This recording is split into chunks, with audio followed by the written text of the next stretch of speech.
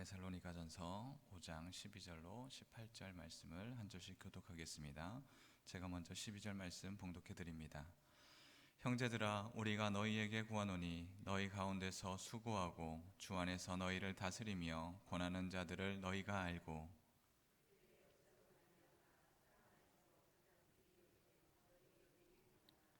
또 형제들아, 너희를 권면하노니 게으른 자들을 권계하며 마음이 약한 자들을 격려하고 힘이 없는 자들을 붙들어 주며 모든 사람에게 오래 참으라.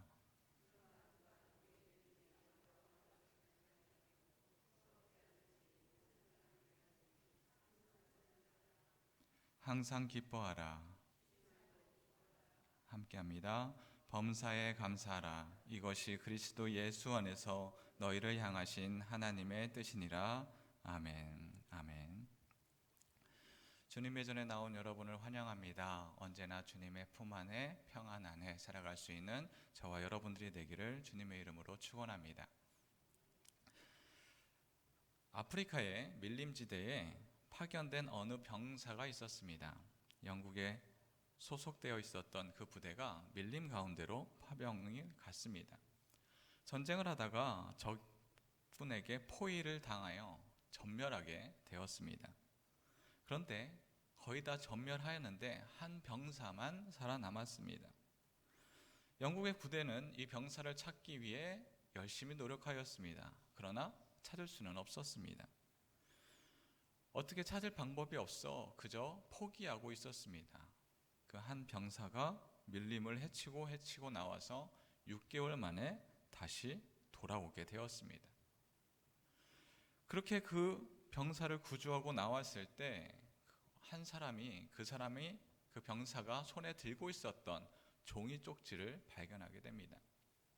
이때 사람들은 생각을 합니다. 그래, 밀림에서 살아나올 수 있는 것은 저 사람의 손에 들린 지도가 있었기 때문이야. 그래서 그 사람이 들고 있었던 그 종이를 펴봤습니다. 그랬더니 영국의 지하철 노선도였다고 합니다. 많은 사람들이 밀림에 있어서 살아나올 수 있었던 것은 거기에서 헤쳐나갈 수 있었던 지도일 것이다 라고 생각했지만 그렇지 않았다라는 것입니다. 아무런 상관없는 지하철 노선도였지만 내가 살아나간다면 그곳에서 내가 다시금 지하철을, 새로운 삶을 영위하리라 라는 희망 하나로 그는 밀림 속을 버틸 수 있었다라는 것입니다. 이 병사는 자신의 손에 들린 그 지하철 노선도를 바라보며 희망을 품었습니다. 우리는 오늘을 살며 무엇을 붙들고 살아가고 있습니까? 우리의 영혼을 살리는 주님의 말씀을 온전히 붙잡을 때 세상의 풍파가 아무리 크다 할지라도, 세상의 한파가 아무리 매섭다 할지라도 주님이 주시는 그 은혜로서 온전함으로써 평안함을 누리며 살아가는 저희들이 될 것입니다. 언제나 주님의 평안함으로 살아가길 소망합니다. 데살로니가 교회는 바울과 실로아노의 전도로 인하여서 형성된 교회입니다. 사도 바울은 하나님 안에 머물러 신앙을 지키고 있는 이 데살로니가 교회를 칭찬하며 교회 공동체가 어떻게 나가야 되는 바를 알려주고 있습니다. 예수님의 십자가의 죽음과 부활, 그리고 다시 오실 주님에 대한 말씀을 선포합니다. 그래서 그들은 소망 안에 살아가는 믿음의 사람이 되었습니다. 우리는 2023년을 마무리하는 이 시점에 지난 한 해를 돌아보면 많은 생각을 갖게 합니다. 연초의 희망찬 계획과 소망들이 우리에게 여전히 많이 남아있을 거야 라고 생각하고 한 해, 한 달 이렇게 지나갑니다. 그러나 지금 다시 되돌아보니 며칠 남아있지 않지요. 어떤 이는 지난 한 해를 돌아보며 그래, 기쁜 일이 참 많았어, 소망의 일도 참 많았지 라고 여기겠지만 어떤 이는 후회와 또한 왜 이렇게 살아나갔는가 라는 한탄이 남을 수 있습니다. 그러나 우리가 여전히 한탄과 절망 가운데 있지 않는 것은 우리는 올 한 해로 끝나는 것이 아니라 또 다른 새로운 한 해가 우리를 기다리기 때문입니다. 끝은 아쉬움을 남기지만 새로운 시작은 희망으로 가득하게 만듭니다. 우리의 신앙은 끝을 바라보는 신앙입니까? 아니면 시작을 바라보는 신앙입니까? 우리가 끝이 아니라 시작을 희망으로 가득 찬 저희들이 되기를 원합니다. 우리가 절망이 아닌 희망이 있는 것은 우리는 하나님이 주시는 기쁨으로 가득하기 때문입니다. 오늘 말씀 15절 16절 말씀입니다. 삼가 누가 누구에게든지 악으로 악을 갚지 말게 하고 서로 대하든지 모든 사람을 대하든지 항상 선을 따르라. 항상 기뻐하라.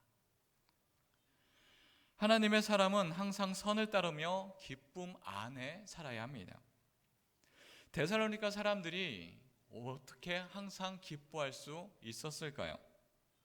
어떻게 하여 소망을 품으며 살아갈 수 있었을까요? 신앙의 연수가 많이 차서 그래 신앙이 아주 깊은 거 보니 그들이 그 기쁨 안에 살아갈 수 있구나 그렇게 여겨서 있을까요? 아니면 상황들이 너무나 나이스하고 너무나 좋은 그런 상황들의 연속일까요?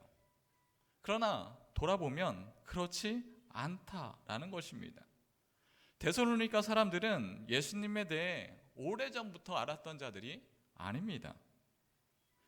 데살로니가 교회는 사도 바울이 2차 전도 여행을 통하여서 세워진 교회입니다. 사도 바울은 처음부터 데살로니가 교회에 갈 마음이 사실은 없었습니다. 계획에도 없었지요. 네, 끊어야 될 텐데요. 아, 그렇군요. 예, 1차 전도 여행과 같이 사도 바울은 1차 전도 여행을 아시아 지역을 돌아다니며 전도 여행을 하였습니다. 2차 전도 여행도 마찬가지지요. 그곳을 다시 지나가면서 새롭게 변한 일들과 어떻게 하나님의 믿음 안에서 살아가야 되는지를 알고자 했습니다. 알려주고자 하였지요.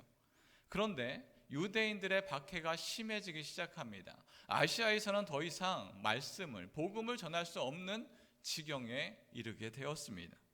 그래서 사도 바울은 복음을 어디에서 전할지 기도 중에 있었습니다. 그러던 중에 새로운 길이 발견됩니다. 사도행전 16장 9절에서 10절 말씀입니다. 밤에 환상이 바울에게 보이니 마게도냐 사람 하나가 서서 그에게 청하여 이르되 마케도냐로 건너와서 우리를 도우라 하거늘 바울이 그 환상을 보았을 때 우리가 곧 마게도냐로 떠나기를 힘쓰니 이는 하나님이 저 사람들에게 복음을 전하라고 우리를 부르신 줄로 인정함이로라. 사도 바울이 환상 중에 마게도냐 사람들이 이쪽으로 와라 라고 하는 것을 보게 됩니다. 그것을 보고 이것은 하나님이 우리에게 명령하신 겁니다. 인정하고 마게도냐로 넘어가게 되는 것이죠. 넘어가게 되면 모든 것이 하나님이 부르셨으니 하나님이 오라고 하셨으니 모든 일이 다 잘 되겠지. 그렇지 않습니다. 빌립보에 가서 복음을 전하였습니다. 어떻게 됐나요? 감옥에 갇히게 됩니다. 마게도냐 가도 여전히 어렵고 여전히 힘듭니다. 또 유대인들은 또 쫓아와서 방해를 하지요. 고난과 어려움에 있습니다. 그때에 그 다음 간 곳이 바로 데살로니가입니다. 데살로니가에 갔으니 거기에서는 헬라인도 복음을 믿기 시작합니다. 귀부인도 믿기 시작합니다. 말씀을 듣는 자들이 점점 많아집니다. 너무나 기뻤습니다. 그러나 유대인은 여전히 쫓아와서 방해를 하기 시작합니다. 더 이상 있을 수 없어 데살로니가에서 금방 떠나게 되지요. 길지 않은 시간 말씀을 전하고 복음을 전했지만 그들의 믿음이 그들의 신앙이 온전해졌는지 확신할 수 없습니다. 사도 바울은 이들에 대한 걱정이 가득하였습니다. 어떻게 할 수 있을까? 어떻게 복음을 잘 전할 수 있을까? 어떻게 그들이 신앙 안에 온전히 설 수 있을까? 하는 걱정이 가득하지요. 그리하여서 데살로니가 전서와 후서를 통하여서 하나님에 대한 믿음, 온전한 믿음으로 살아가기를 원하여서 편지를 씁니다. 박해가 있는 중에 기독교인들이 어떤 마음과 신앙을 가져야 하는가? 바로 신앙의 중심적인 핵심적인 부분을 전하기 시작합니다. 우리는 이 세상을 살아가는 이유가 무엇입니까? 어떤 이는 자신이 이루어야 하는 목표가 있기 때문에 이 땅에서 그 목표를 이루기 위하여서 열심히 살아갑니다. 어떤 사람들은 행복하기 위하여서 산다고 이야기하기도 합니다. 그런데 여기서 주목할 것은 사람들은 모두 행복을 위하여서 열심히 살아간다라고 이야기하지만 그 행복에 대한 기준이 저마다 다 다르다라는 것입니다. 어떤 것이 행복인지 우리는 삶의 기준이 저각다 다르기 때문에 이것이 정답이다라고 말할 수 없습니다. 이 땅의 삶의 기준인 사람은 자신이 이룬 것이 무엇인지를 계속 회상하며 살아가곤 합니다. 또한 자녀에게 소망을 둔 자라는 자녀에게 그 소망을 두지요. 그러나 우리가 소망을 둘 것은 이 땅에 있는 것은 아닙니다. 데살로니가전서 4장 14절 말씀입니다.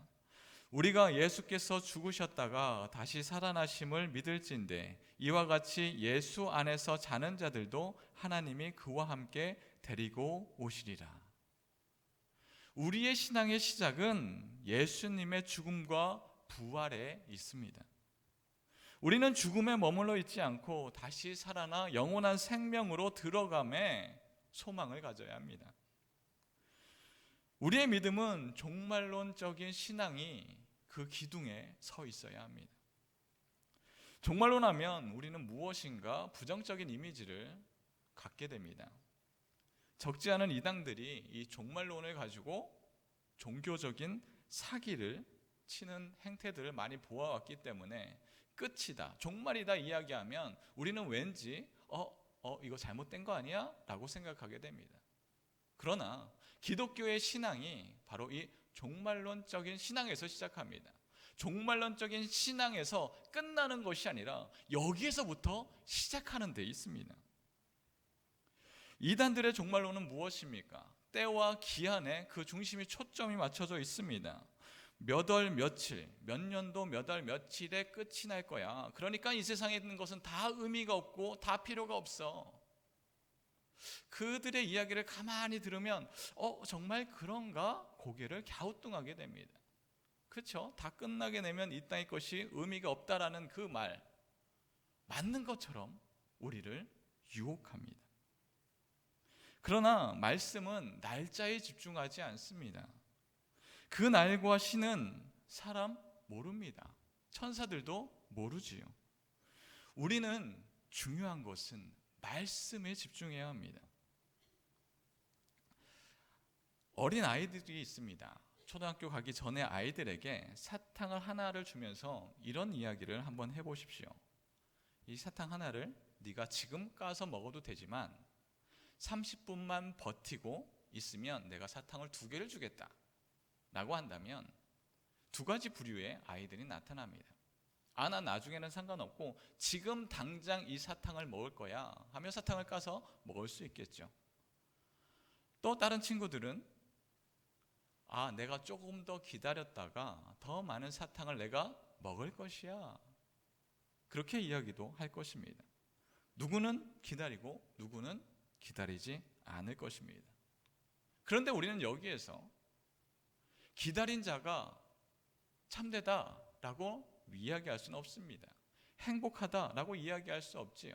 지금 당장 이 하나로 만족하다면 그걸로 족합니다. 내가 좀 더 기다렸다가 3개의 사탕을 먹겠노라 라고 하면 그것도 나쁘지 않습니다. 그렇게 먹으면 되는 것이지요. 어떤 선택을 한다 할지라도 본인이 행복하면 그것으로 끝입니다. 그런데 그것이 그냥 사탕이 아니라 영원한 생명에 관한 이야기라면 이야기는 달라지지요.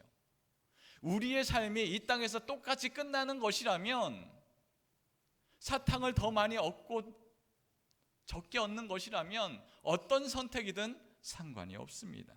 그러나 이 땅의 삶이 아니라 영원한 삶을 바라보는 자들이라면 우리는 이 땅에 대한 삶에 대해서 다시 한번 고찰해 보아야 합니다.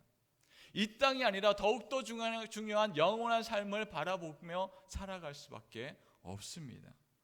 예수님을 믿는 자만이 영원한 생명을 얻을 수 있고 영원한 나라에 들어갈 수 있어서 그 빛난 영광을 얻게 되는 것이지요. 영원한 생명을 바라보지 못하는 자는 이 땅의 삶만 바라보게 됩니다. 그래서 내가 무엇을 갖고 있는지, 어떻게 내가 이 땅에서 많은 재산을 얻었는지, 명예를 얻었는지 그 이야기만 계속하게 되다가 죽을 날이 가까워오면 다 쓸모없는 것이었구나, 그때서야 무엇인가 잘못됐구나 생각하게 됩니다. 아무리 많은 것을 갖고 있다 할지라도 영원한 생명을 얻을 수는 없기 때문입니다. 그렇다면 우리는 어디에 집중해야 하겠습니까? 복음의 사람들은 어떻게 더 기쁨과 영광에 있는 하늘나라를 바라보며 소망하며 살아갈 수 있을까요? 바로 하나님의 말씀이 중심된 삶을 살아야 합니다. 이 땅의 삶도 중요하지만 이 땅의 삶보다 더 중요한 것은 영원한 생명의 삶입니다. 종말론적인 삶에 집중할 때 그것은 바로 이 땅의 삶에도 집중할 수 있습니다.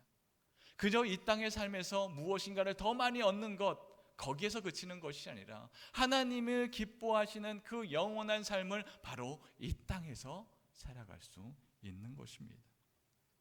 오늘 내가 살아가는 그 기쁨이 너무나 즐거워서, 하나님이 주신 그 영원한 삶이 기뻐서 그 기쁨 마음으로 가득하게 살아가는 자가 되는 것입니다. 골로새서 1장 13절 14절 말씀입니다.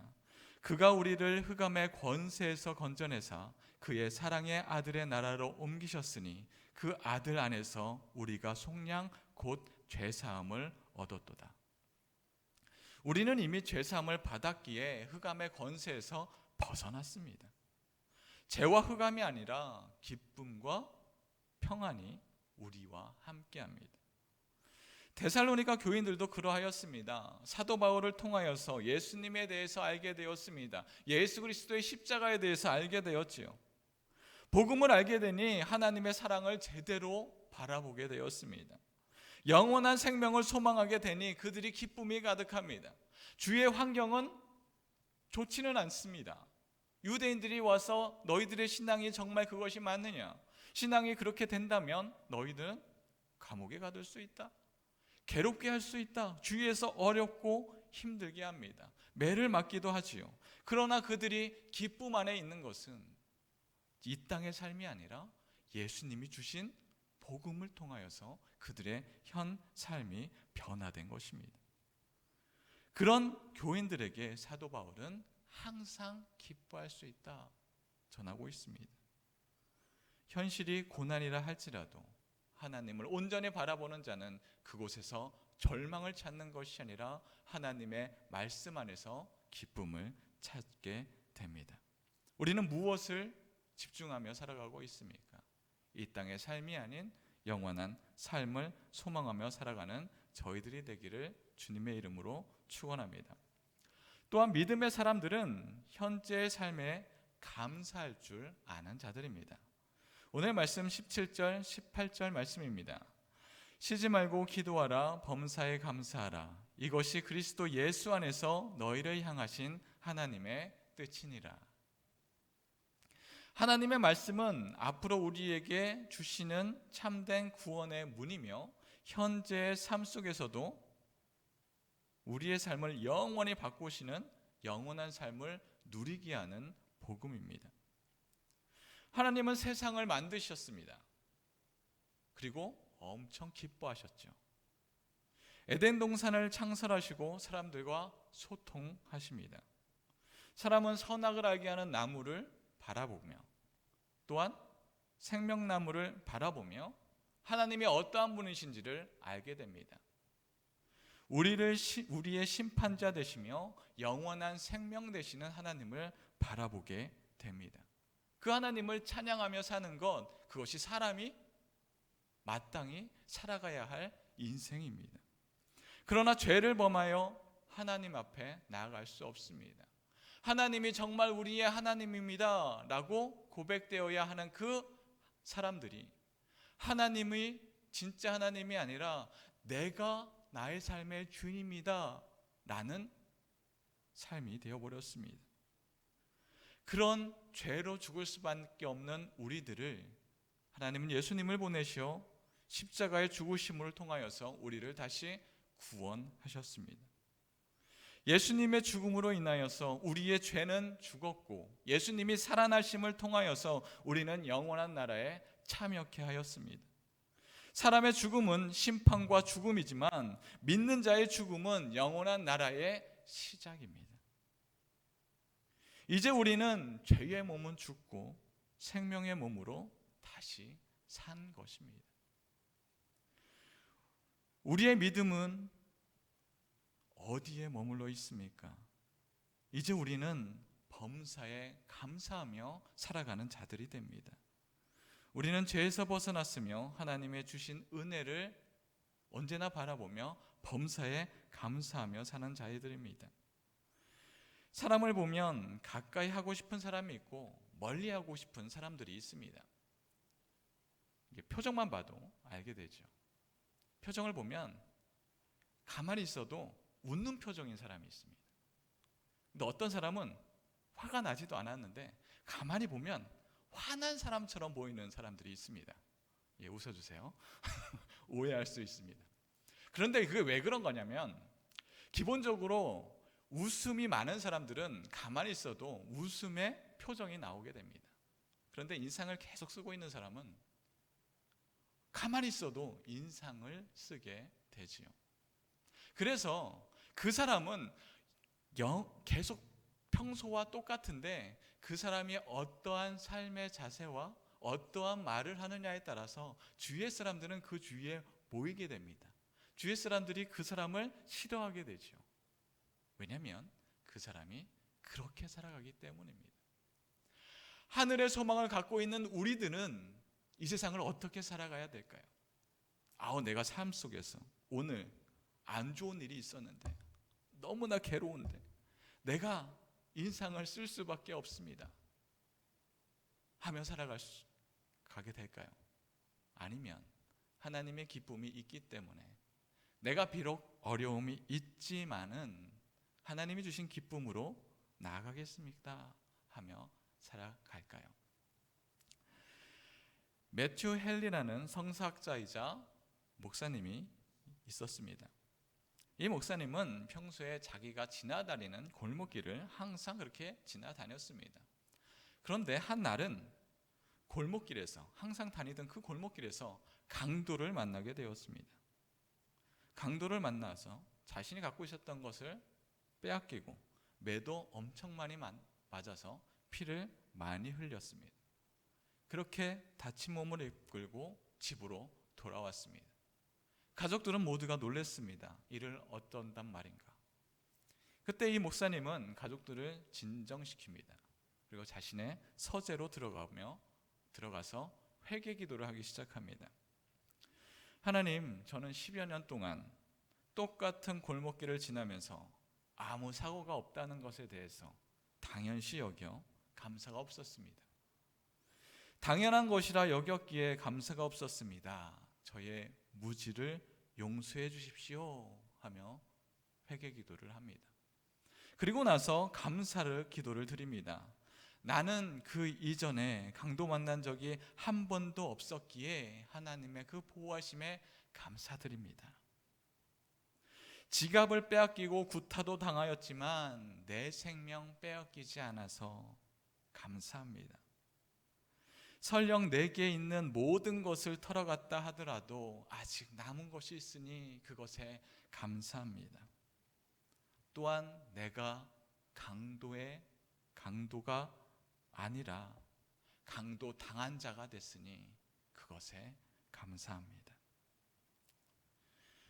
우리는 여러 가지 상황과 여건을 바라보며 감사할 거리를 찾습니다. 그러나 다시금 돌아보면 우리가 오늘 살아가는 그 이유 하나가 이미 우리는 감사할 것으로 넘쳐납니다. 우리는 하나님이 주신 인생, 하나님이 주신 가족, 하나님이 함께 하시기에 그것으로 우리는 이미 감사할 것으로 충만한 자입니다. 우리는 하나님이 함께 한다는 확신에 서기 때문에 감사가 넘쳐납니다. 주님을 바라보지 못하면 이 땅의 환경들이 어떠한지에 따라 기쁨과 절망을 나누게 됩니다. 그러나 우리가 하나님의 말씀을 온전히 바라보게 된다면 지금의 상황과 상관없이 하나님이 나와 함께 하시기에 그것으로 감사로 살아가게 됩니다. 범사에 감사하는 삶은 주어진 현실에 자족하는 삶을 살아가게 됩니다. 현실에 안주하는 자는 하나님이 주시는 평안을 맛볼 수 없습니다. 현실에 안주는 새로운 세상, 하나님에 대한 기다림을 기다리지 못하고 이 땅의 것들만 바라보게 되지요. 그리하여서 현실 안에서만 살고 믿음 안에서 삶을 변화시키지 못합니다. 데살로니가 교인들은 예수님을 부인하면 편히 살 수 있었습니다. 고통을 받을 이유도 없지요. 그러나 영원한 삶을, 영원을 소망하기 때문에 그들은 고난을 선택하였습니다. 잠깐의 고난은 금방 끝이 나지만 하늘의 나라는 영원히 나가기 때문입니다. 성경적 종말론은 그 믿음으로 현재를 살아가는 것입니다. 현실에 안주하는 것이 아닌 주님이 이 땅에 오실 때에 만물을 회복하고 우리에게 영원한 생명을 허락하심을 믿기에 지금의 삶이 어려움이 있을지라도 고난이 있을지라도 하나님이 함께 하시기에 그것으로 만족하며 감사할 수 있는 삶이 됩니다. 사랑하는 성도 여러분, 우리는 어떤 신앙을 소유하고 있습니까? 여전히 세상이 좋아 보이는 현실에 집착하는 믿음에 머물러 있지는 않습니까? 복음에 속한 자는 현실에서 하나님을 희망하며 살아갈 수 있는 자들입니다. 종말이 언제 오는지는 중요하지 않습니다.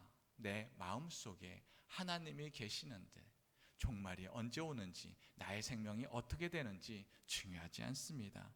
바로 오늘 지금 하나님이 계시면 그것으로 나는 이미 하늘나라에 들어간 것입니다. 언제 오든 하나님의 속한 자로서 현실의 삶을 넘어 영혼의 삶을 사는 저와 여러분들이 되기를 주님의 이름으로 축원합니다. 다 같이 기도하겠습니다. 사랑의 하나님, 감사합니다. 영원한 생명을 주심을 감사합니다. 죽을 수밖에 없는 저희들이지만 예수 그리스도의 십자가를 통하여 영원한 삶을 허락하여 주심에 감사합니다. 절망 속에서도 하나님을 붙들 수 있는 신앙 갖게 하여 주시옵소서. 하나님에 대한 믿음으로 가득하게 하여 주시고 이 세상의 물질과 탐심으로 인하여서 우리의 신앙을 넘어뜨리지 않게 하여 주시옵소서.